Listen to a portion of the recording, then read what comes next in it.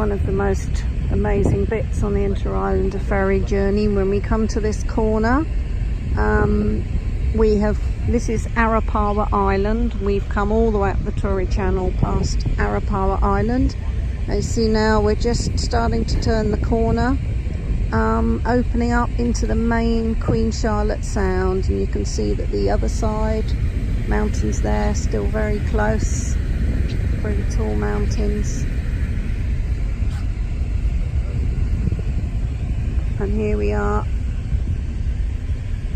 turning the corner, and ahead of us you can see the main arm of Queen Charlotte Sound opening up. This video gives us a great introduction as to where we're talking about today in terms of the island. An island at the very top of the South Island, many of you will have already sailed by without giving it a second glance. Me too. But on closer examination, the 75 square kilometre and 28 kilometre long Arapawa Island has an incredible story and history to tell. Dating back to the very first written records of New Zealand, written on board Captain Cook's vessel Endeavour in 1770. Specific actually to our story, on board the Resolution on his second and third voyages as well, in February 1773 and 4 years later in 1777. Cook and his crew left us more than just chronicles and geographic names. These, and they're still rustling around the island today. To stop any confusion and so you can get better bearings, Arapawa is spelt two ways, A-R-A-P-A-W-A and A-R-A-P-A-O-A, and as it happens both words are pronounced identically.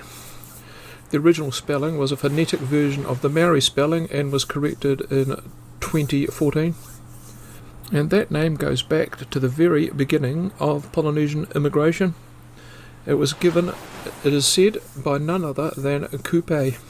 To paraphrase the legend, from memory by the way, Kupe was from Hawaii. He had a rival, and his rival had control over a leviathan, a giant octopus that was devastating the local fish stocks. Kupe and another canoe set out to kill the octopus. Their pursuit went all the way to New Zealand, becoming the first humans to allegedly set foot and settle here. And the spot where Kupe is said to have killed the giant octopus by bashing its skull in, just off the shores of Arapawa. Arapawa translates as downward blow. It's the 30th of August 1768. The Endeavour has just left Plymouth and has already found itself in the midst of a storm. Man and beast hunker down and do their best to ride it out. The ship's chronicles read, "The ship's cat, Mr. Banks's dog, and the wise old goat berthed themselves in a dry corner in the lower deck, out of the way, and they survived. Dry corners, indeed, were scarce, for the upper decks leaked and required more caulking, which could not be done at sea. But the goat soon learned her way about."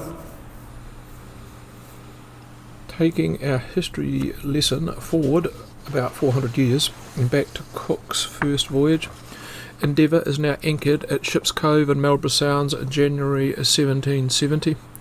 He grabs a longboat and sails out to Arapawa, which he spots has the highest spot, to do a reconnoitre.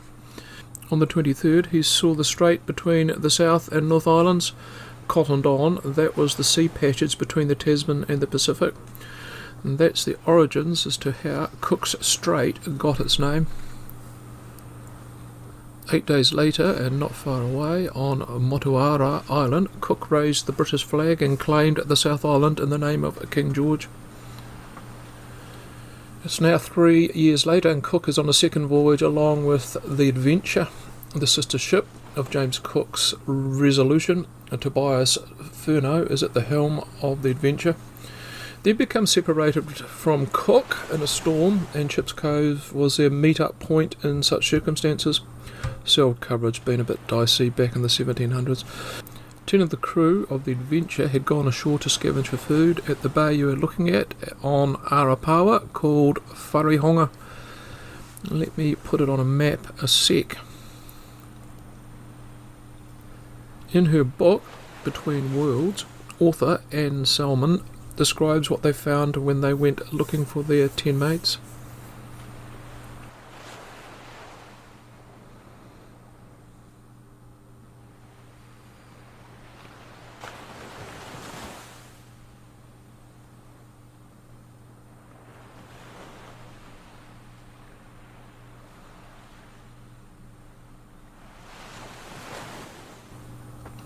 When Cook arrived, Furneaux was baying for revenge. Cook decided, though, that wasn't the way to go. His policy of diplomacy first would ultimately cost him his life. By the way, that bay isn't the same one that is known today as Cannibal Cove. That was aptly named by Cook on his first trip after finding bones and half-eaten corpses. Locals this time. Now, to close off this history lesson, before I get too bogged down, Arapawa Island is intrinsically linked to whaling. Te Awa Iti is arguably the oldest whaling station set up in New Zealand, dating back to the mid-1820s. From the hilltops, whalers could spot their prey out in the straits and launch boats after them. The last whale harpooned off New Zealand shores was launched from here in 1964. The whaling station is now a tourist site, well it was at least when I was there in the mid-1990s. Today there's a permanent population of about 50, farming the land and the sea, preserving the unique fauna. Tourism is a biggie these days, with plenty of places to stay. Glamping to pup tenting, great place to really get away from things. Here's a tip for you, it's a long way to go get milk and bread, and by the way there's no TAB. Okay, I'm on to you guys now. Goats and pigs accompanied most adventurers of the age. They were deposited randomly on locations as four-legged emergency rations. Cook also knew from his first voyage that the only animals he saw in NZ were birds and dogs, and so his second and third voyages were veritable menageries on board. Cattle, sheep, ducks, chickens, and the standard pigs and goats. These were either dropped randomly to multiply or given to local chiefs and tribes as gifts. The goats in this one were a combination of both of those scenarios. The breed of goats that left the shores of England were milched being the German word for milk. Over the last 3 centuries, those old English milch goats gradually mixed with other breeds to the point they are no longer about. There are no milch left, just hybrids. This makes it difficult in itself for researchers to ascertain 100% what breed found themselves on a beach in New Zealand as the cruise ship disappeared over the horizon. The good money, though, is on Old English, as there's a close relative in South Africa that lived a similar, isolated existence. The whalers, well, they also came with their own goat tribes in the 1820s and 30s, so whatever purity there was with the original inhabitants, that would be extinguished or mixed in. The hybrid breed we have today comes from their descendants, but I'm getting ahead of myself. Back to the original imports that snuck past MPI. We even know the dates. On the 23rd of May 1773, Cook and Furneaux presented a local Maori on Arapawa a doe and a buck as a gift. Then on the 2nd of June, a secreted a pregnant doe and buck about 10 kilometres up the coast. Skip forward to the third fatal voyage, and a third pair was given to a Ngaitahu chief there on the 25th of February 1777. By the time the whalers arrived on Arapawa in 1827, the island was teeming with the buggers, and the whalers also came along with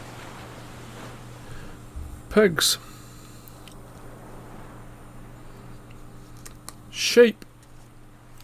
The original ones are likely to have been merinos. Fair to say Arapawa wasn't traditional sheep territory. Now on their own island hideaway, all three did their own thing, adapted to their environment, largely uninhibited for the next 150 years.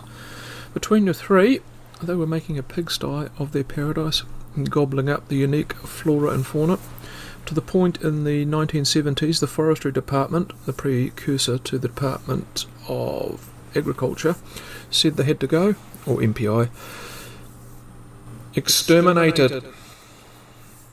This enforcement was being applied to all offshore islands. All exotic species had to go. The cull began. It was now only a matter of time till Arapawa would have the hunters arrive, not just the random one being dropped off by a water taxi, an army of them. See you, Billy. There was one couple living on the island, though, that was battling for the goats. Expat Americans Betty and Walter Rowe. I couldn't find a photo of Walter, sorry. Fighting somewhat of a losing battle, they, mostly her from what I read, conceded that the feral population had to go, or at least be reduced to a manageable number. With considerable effort, they were able to sell the Department of Conservation on the idea these just weren't any ordinary goats. These were a unique breed with links back to the 1770s. They also knew private land was outside the auspice of DOC, and so they started their own wildlife reserve on the island, a goat sanctuary of sorts. 40 went there to be pampered, and Staglands Wildlife Park in Wellington came to the rescue, attacking some as well.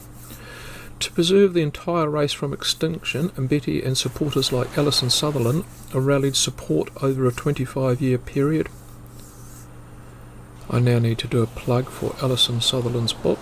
If you enjoy this video, odds are you'll also enjoy her book, Cook's Ark.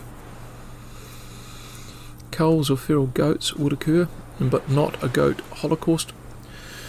And another boost to their survival, Arapawa goats were being exported, primarily the States, UK, and exported off the island to other farms in New Zealand. I spotted there are also some in the Netherlands. How many are alive and kicking in total today? Apparently about 500, which I stand to be corrected on. About 45% are in the US and another 45% here in NZ. Cook's goats are here to stay.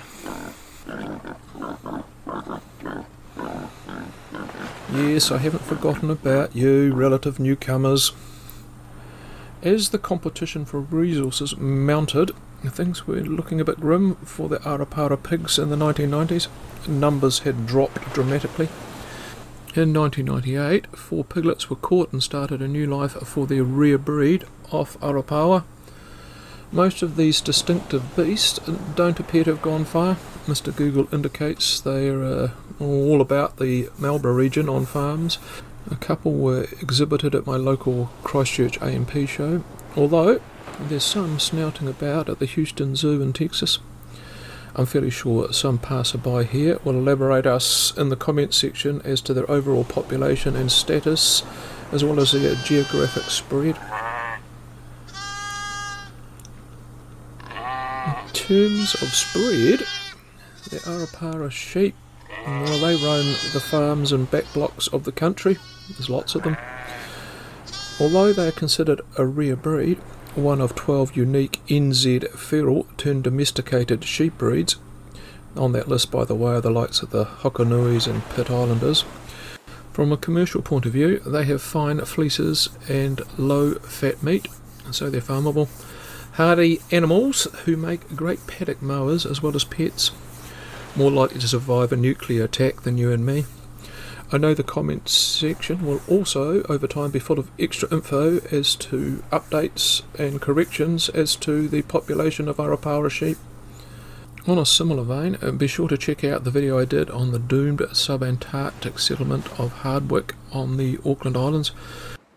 A rescue mission was launched in 1993 to save what was left of the cows that were farmed there in the mid-1800s. Thanks for your time here today, and thanks for your comments and embellishments. I always try to reply. Sometimes I'm even nice. Bye for now.